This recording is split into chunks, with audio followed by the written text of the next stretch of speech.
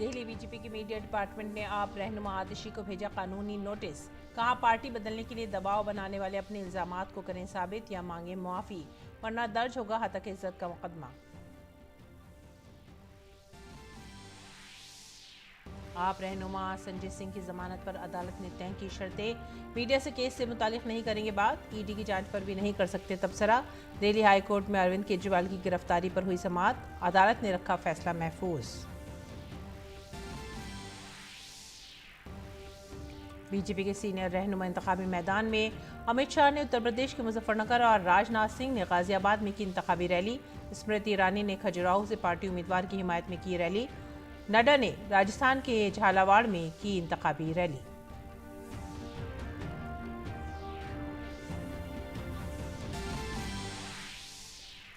उत्तर प्रदेश के गौतम बुद्ध नगर से बीजेपी उम्मीदवार महेश शर्मा ने दाखिल किया पर्चा नामजदगी। कांग्रेस की क़यादत वाले यूडीएफ के उम्मीदवार शशि थरूर ने तिरुवनंतपुरम लोकसभा हल्के से दाखिल किया कागजात नामजदगी। मुक्केबाज और कांग्रेस रहनुमा विजेंद्र सिंह बीजेपी में हुए शामिल।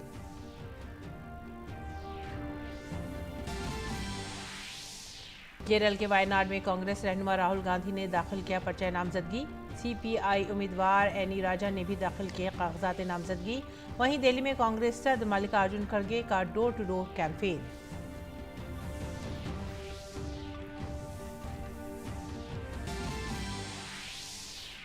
भारत में इक्तिसादी महाज पर आई अच्छी खबर। 2025 में 6.6% की शरह से तरक्की करेगी भारतीय मईशत। आलमी बैंक ने तखमीने का किया इजहार। आदाब नाजरीन, उर्दू खबरों में आप सभी का खैर मकदम है। नजर डालते इस वक्त की खास खबरों पर। दिल्ली बीजेपी के मीडिया डिपार्टमेंट ने दिल्ली की आप हुकूमत में वजीर आतिशी को कानूनी नोटिस भेजा है, जिसमें कहा गया है कि या तो वो अपने कल के इल्जामात पर मुआफी मांगे या उन्हें साबित करें, वरना हतक इज्जत का मुकदमा दर्ज किया जाएगा। कल आतिशी ने कहा था कि उनके एक करीबी फर्द के जरिए उन पर पार्टी बदलने का दबाव डाला जा रहा है। उन्होंने मजीद अपनी सौरभ भारद्वाज, राघव चड्ढा और दुर्गेश पाठक की गिरफ्तारी का खदशा भी जाहिर किया था। हम तुम्हें इस बार भागने नहीं देंगे और कहा था कि कल शाम तक जो भी आपने बयान दिया है या तो उसके तथ्य सामने रखिए, माफी मांगिए, नहीं तो हम कानूनी कार्रवाई करेंगे। तो कल शाम को दिल्ली सरकार की मंत्री आतिशी मार लेना को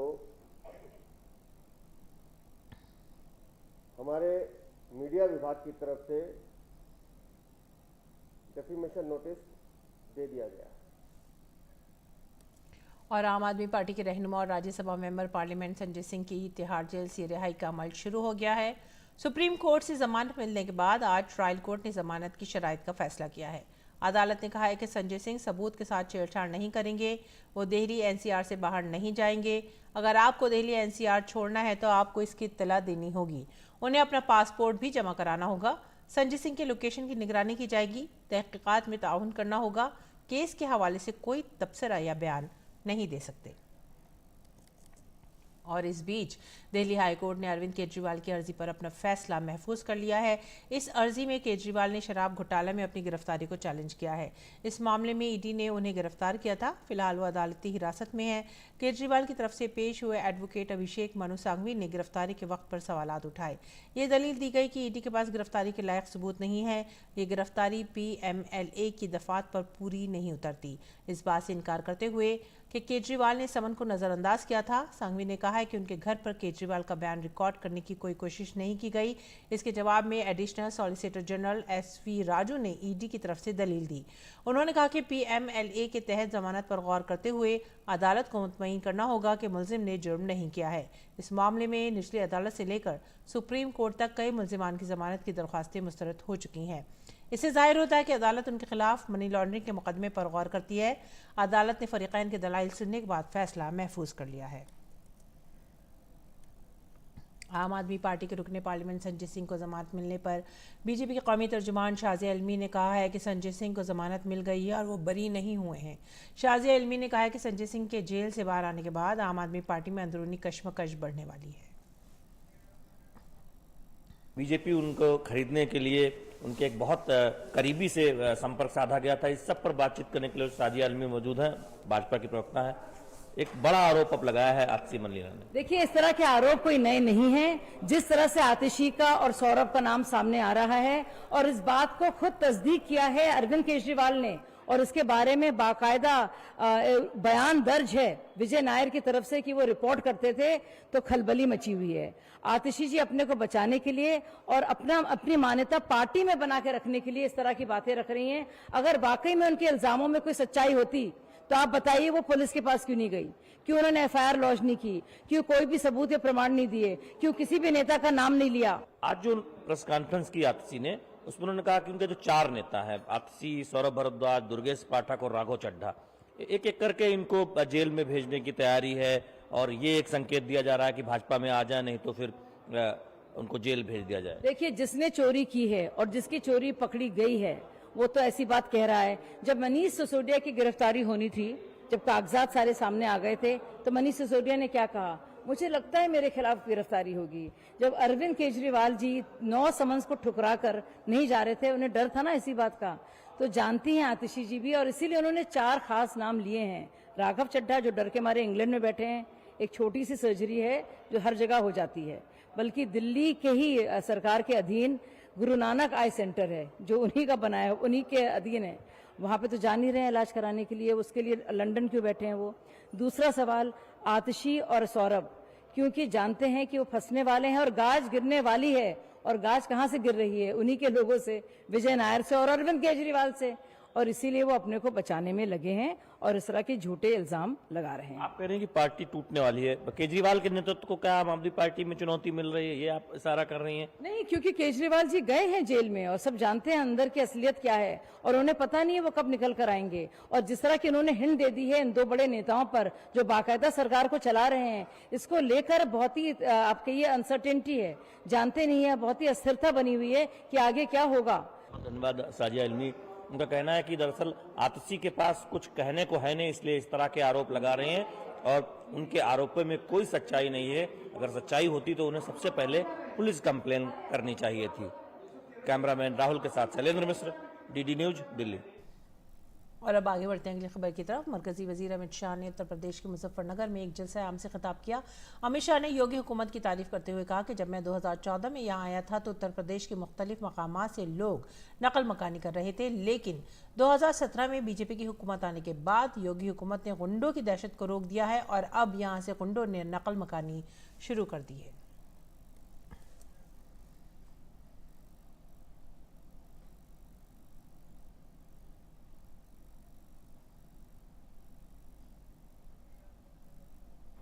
2014 में मैं भाजपा का प्रभारी था। मैं यहाँ आया था मुजफ्फरनगर से, सहारनपुर से पलायन चालू हो गया।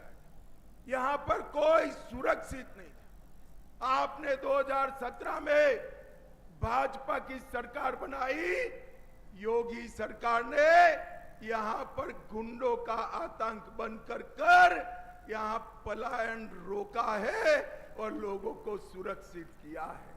और इसके साथ साथ अब निर्दोष नागरिकों की जगह अब उत्तर प्रदेश से गुंडे पलायन करने लगे हैं।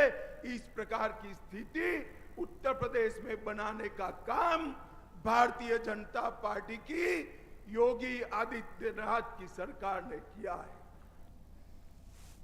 और बीजेपी के सीनियर लीडर राजनाथ सिंह ने गाजियाबाद में बीजेपी उम्मीदवार अतुल गर्ग की हिमायत में एक इंतखाबी रैली से खिताब किया। वजीर दिफा राजनाथ सिंह ने गाजियाबाद के साथ अपने पुराने ताल्लुकात को भी याद किया। उन्होंने कहा जब तक वो सियासत में हैं, चाहे वो कहीं भी हो, गाजियाबाद के लोगों के दिल में एक खास मकाम है, वो यहाँ के लोगों के लिए हर वक्त हाजिर हैं।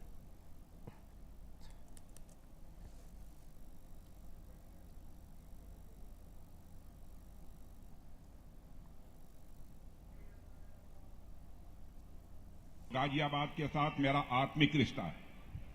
पहली बार जब अपनी जिंदगी में मैंने अपने लोकसभा का सफर प्रारंभ किया था, इसी गाजियाबाद संसदीय निर्वाचन क्षेत्र से ही मैंने लोकसभा का अपना सफर प्रारंभ किया था। जब भी जिसने समय मांगा है बहनों भाइयों, यदि मैं कहीं बाहर विदेशों में अथवा दौरे पर नहीं रहा हूं, अन्य स्थानों पर भले ही कोई छूट जा, लेकिन गाजियाबाद के लोगों को मैं कभी नहीं छोड़ता हूं। और यकीन रखना, जब तक रहूंगा मैं भारत की राजनीति में, गाजियाबाद के लोगों का मेरे ऊपर वह एहसान है बहनों भाइयों कि मैं कभी आपको छोड़ूंगा नहीं। आपका था, आपका हूं और आपका रहूंगा, मैं आपको यह विश्वास दिलाता हूं। और इस दौरान मरकजी वजीर स्मृति ईरानी ने खजुराहो से बीजेपी उम्मीदवार वीडी शर्मा की हिमायत में नामजदगी की रैली में हिस्सा लिया।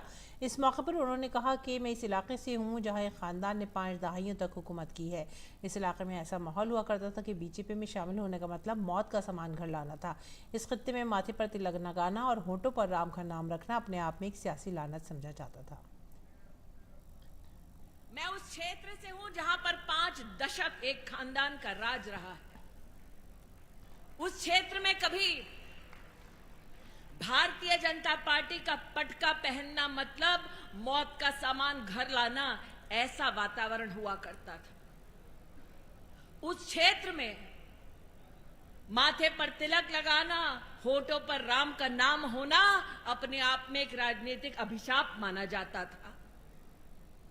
जिस क्षेत्र के मैं प्रतिनिधि हूं, उस क्षेत्र में हाथ तो था ही कांग्रेस का, लेकिन संग संग साइकिल भी चलती थी। बीडी भैया, मैं उस क्षेत्र से हूं जहां पर हाथ को साफ किया गया, साइकिल को पंक्चर की गई और आज वही बहन आपके क्षेत्र आई है। और केरल की वायनाड लोकसभा सीट इस वक्त काफ़ी सुर्खियों में है। यहाँ से आज कांग्रेस रहनुमा और मौजूदा रुकने पार्लियामेंट राहुल गांधी ने अपनी इंतखाबी मुहिम शुरू कर दी है। वायनाड से दूसरी मरतबा इलेक्शन लड़ रहे राहुल गांधी ने आज अपना पर्चा नामजदगी दाखिल किया है। पर्चा नामजदगी दाखिल करने से पहले उन्होंने रोड शो भी किया। इस दौरान कांग्रेस जनरल सेक्रेटरी प्रियंका गांधी वाड्रा भी उनके साथ मौजूद थी।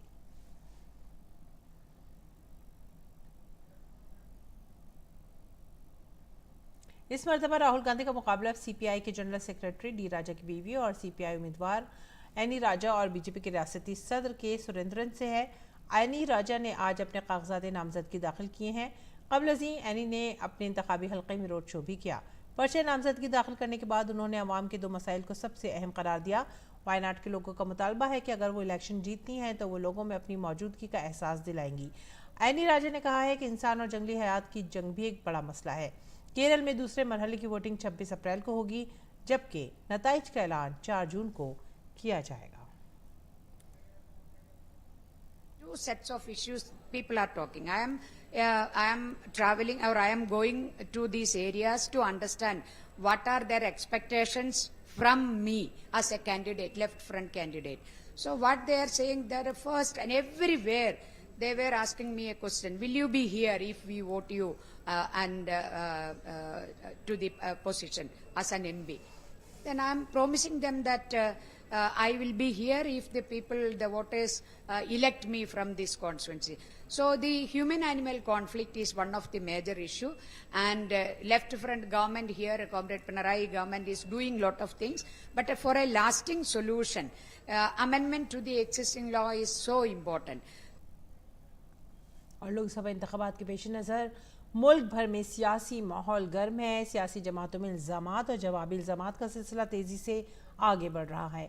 आइंदा लोकसभा इंतखाबात के पेश नज़र कांग्रेस सदर मल्लिकार्जुन खड़गे ने शुमाल मशरक़ी दिल्ली लोकसभा से घर घर गारंटी मुहिम का आगाज़ किया है। कांग्रेस कारकुनान अगले चंद हफ्तों में पूरे मुल्क में 8 करोड़ ख़ानदानों में 14 मुख्तलिफ ज़बानों में छपे ये गारंटी कार्ड तकसीम करेंगे। ये कार्ड हमारे लोग घर घर बांटेंगे, लोगों से मिलेंगे और उनको बताएंगे कि हमारी सरकार, अलायंस की सरकार आने के बाद हम क्या क्या चीजें करने वाले हैं, ये इसमें सविस्तर से बताया गया है। और हम लोगों को ये गारंटी देते हैं कि हमारी सरकार हमेशा गरीबों के साथ रही है और गरीबों का काम करेगी। और आइंदा लोकसभा इंतखाबात से कबल कांग्रेस को एक और बड़ा धचका लगा है। Olympic medallist boxer Vijender Singh BJP में शामिल हो गए हैं। इस मौके पर उन्होंने कहा कि बीजेपी की हुकूमत आने के बाद पूरी दुनिया में भारतीय खिलाड़ियों की इज्जत बढ़ी है। विजेंद्र सिंह ने 2019 में कांग्रेस में शमूलियत इख्तियार की थी। 2019 के इंतखाबात में उन्होंने जनूबी दिल्ली की सीट से इंतखाब लड़ा। ताहम वो बीजेपी के रमेश भडूरे से हार गए थे।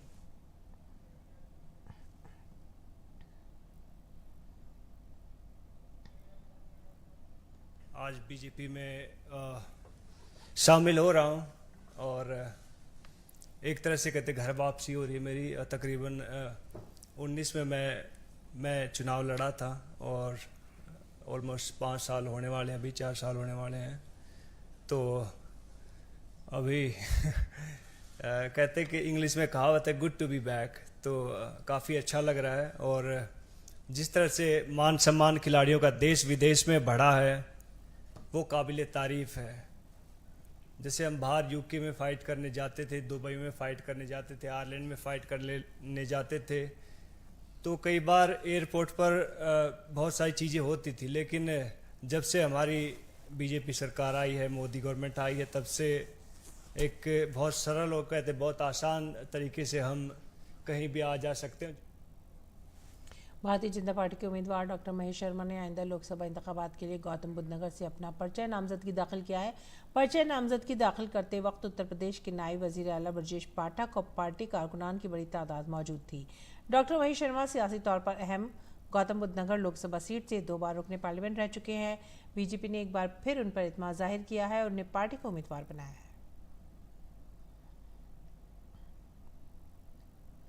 इस बीच बिहार की पूर्णिया लोकसभा सीट इन दिनों एक हॉट सीट बन गई है, जहां जेडीयू के उम्मीदवार संतोष कुशवाहा ने भी एनडीए की तरफ से पर्चा नामजदगी दाखिल किया है। लेकिन अजीम इत्तेहाद की जानिब से अब तक उम्मीदवार का ऐलान नहीं हुआ है। हालांकि आरजेडी ने रूपाली की एमएलए बीमा भारती को सिंबल सौंप दिया है। दूसरी तरफ कांग्रेस लीडर पप्पू यादव भी इलेक्शन लड़ने पर बजिद हो गए हैं। इत्तलात के मुताबिक पप्पू यादव 4 तारीख को पूर्णिया से पर्चा नामजदगी दाखिल करेंगे। पप्पू यादव ने हाल ही में अपनी पार्टी को कांग्रेस में जम किया था और उम्मीद जाहिर की थी कि उन्हें कांग्रेस से टिकट मिलेगा। नागपुर से बीजेपी उम्मीदवार और मरकजी वजीर नितिन गडकरी ने आज रोड शो किया। इस दौरान उनके साथ पार्टी के कई रहनुमा और कारकुन नजर आए। तमिलनाडु में एआईएडीएमके के तिरुचिरापल्ली लोकसभा से उम्मीदवार पी करप्पा ने श्री सेंडिल मेरमन मंदिर में पूजा की और अपना इंतखाबी मुहिम शुरू किया। साबिक वजीर विजय भास्कर ने भी हिमायत में तशहीरी मुहिम में हिस्सा लिया। और कांग्रेस के सीनियर लीडर शशि थरूर ने तिरुवनंतपुरम से पर्चा नामजदगी दाखिल कर दिया है। शशि थरूर मुसलसल 3 बार केरला के तिरुवनंतपुरम से रुकने पार्लियामेंट मुंतखब हो चुके हैं। बीजेपी की तरफ से उनके खिलाफ राजीव चंद्रशेखर इंतखाबी मैदान में हैं। बीजेपी तर्जमान प्रेम शंकर शुक्ला ने वायनाड में एसडीपीआई से हिमायत लेने पर कांग्रेस को तनकीद का निशाना बनाया। उन्होंने कहा कि कांग्रेस ने केरल में एसडीपीआई पर कार्रवाई का दिखावा किया। मोहब्बत की दुकान को दहशतगर्दी से मोहब्बत है।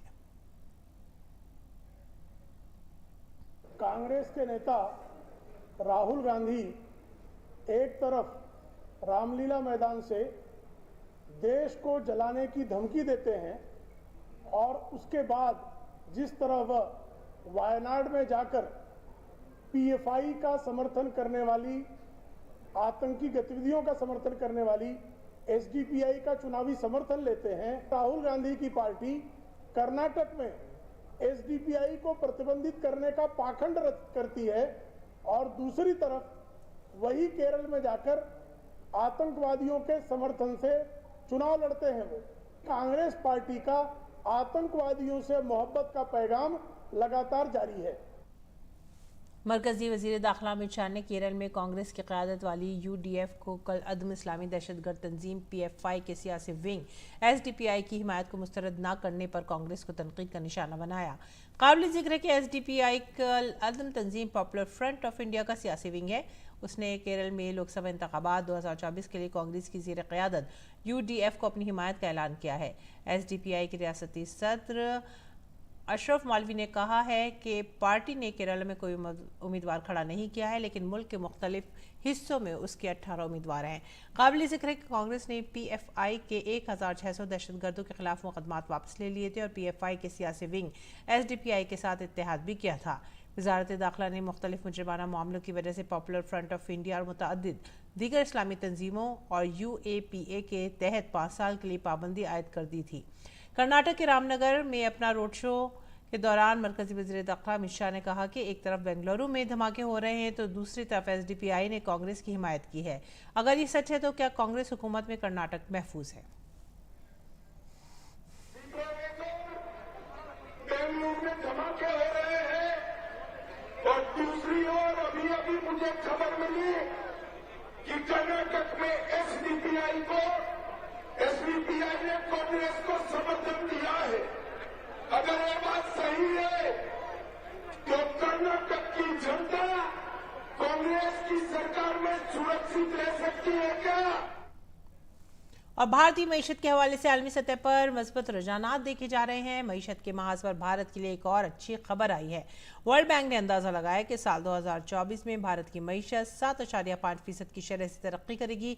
ये वर्ल्ड बैंक के पहले तखमीने से 1.2% ज्यादा है। आपको बताते चले कि वर्ल्ड बैंक ने पहले यह तखमीना सिर्फ 6.3% रखा था, जिसे बढ़ाकर अब 7.5 कर दिया गया है। आलमी बैंक ने यह भी कहा है कि भारत में तरक्की की तेज रफ्तारी और मुल्क की तेजी से बढ़ती हुई मईशत बहुत मुस्बत इशारे हैं। इसके साथ ही वर्ल्ड बैंक ने पूरे जनूबी एशिया की मईशत की तरक्की के हवाले से तखमीना भी जारी किया है।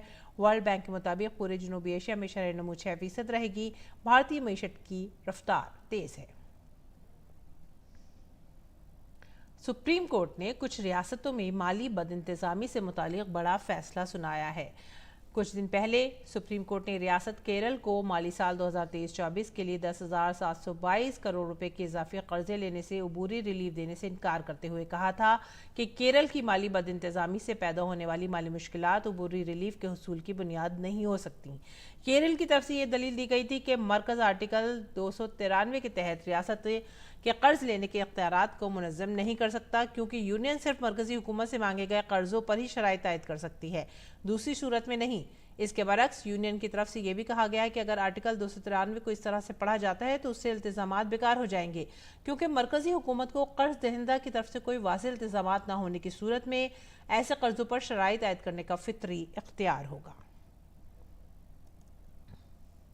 आगे बढ़ेंगे अगली खबर की तरफ। वज़ारत दाखिला ने बैरून मुल्क से फंड्स लेने और गलत इस्तेमाल करने पर 5 बड़ी NGOs के खिलाफ कार्रवाई की है। वज़ारत ने बैरून मुल्क से फंड की वसूली और इसके गलत इस्तेमाल समेत 5 बड़ी NGOs के फॉरेन कंट्रीब्यूशन रेगुलेशन एक्ट के लाइसेंस को मनसूख कर दिया है। ज़राए के मुताबिक इन तंजीमों में CNI, synodical board of social service, voluntary health association of India, Indo global social service society, church auxiliary for social action और एंजेलिकल फेलोशिप ऑफ इंडिया शामिल हैं।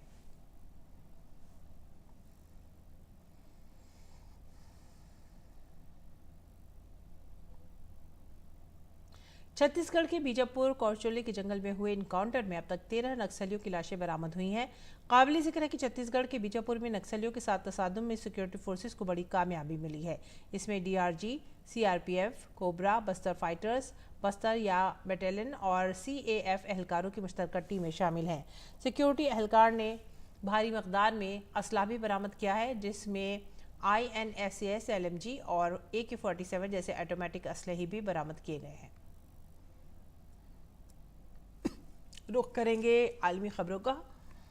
तुर्की के शहर इस्तांबुल के एक नाइट क्लब में आग लगने से 29 अफराद हलाक हो गए हैं। फायर फाइटर्स ने क्लब के जले हुए और धुएं से भरे दाखिली रास्ते को घेरे में ले लिया और रेस्क्यू ऑपरेशन शुरू कर दिया। गवर्नर के दफ्तर ने बताया कि एक जख्मी शख्स की हालत तशवीशनाक है जो अस्पताल में जेरे इलाज है। तुर्की के वजीर इंसाफ अलमास्टोंग ने कहा है कि हुक्काम आग लगने की वजह की तहकीकात कर रहे हैं और 5 अफराद को हिरासत में लेने का हुक्म दिया है।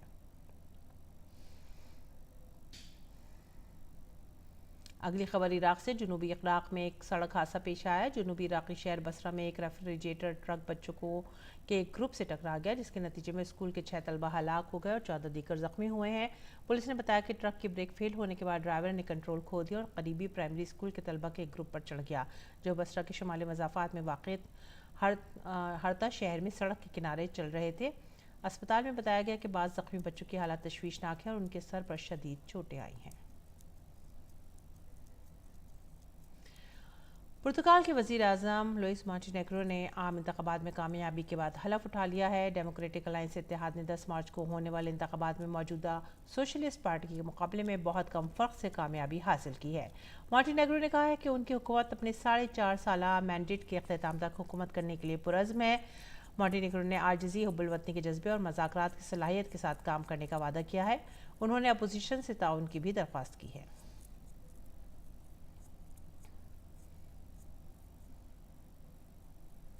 मगरबी अफ्रीका के मुल्क सेनेगल में बसैरियो डोमे ने सदारती इंतखाबात जीतने के बाद हलफ उठाया है। उन्होंने मुल्क में इस्तेकाम और माशी तरक्की का वादा किया है। हलफ बर्दारी में नाइजीरिया के सदर बोला टिनुबू, घाना के सदर नाना अकुफो एडो और अफ्रीकी यूनियन कमीशन के चेयरमैन मूसा फाकी महमद समेत एक दर्जन से जायद सरबराहान ममलिकत और इलाकाई नुमाइंदों ने भी शिरकत की। खेल की खबरों में इंडियन प्रीमियर लीग में आज दिल्ली कैपिटल्स का मुकाबला विशाखापट्टनम में कोलकाता नाइट राइडर्स से होगा। अपने गुज़िश्ता मैच में दिल्ली कैपिटल्स ने चेन्नई सुपर किंग्स को 20 रन से शिकस्त दी थी। दिल्ली कैपिटल्स की टीम इस वक्त 7वें नंबर पर है, जबकि केकेआर की टीम दूसरे नंबर पर है। आईपीएल में अब तक इन दोनों टीमों के दरमियान 32 मैच हो चुके हैं, जिनमें केकेआर ने 16 बार जीत हासिल की है, जबकि दिल्ली कैपिटल्स की टीम 15 मैच जीतने में कामयाब हुई है। एक मैच का नतीजा नहीं निकल सका। इसी के साथ ही आप हमारी पूरी टीम को दीजिए इजाज़त। आदाब।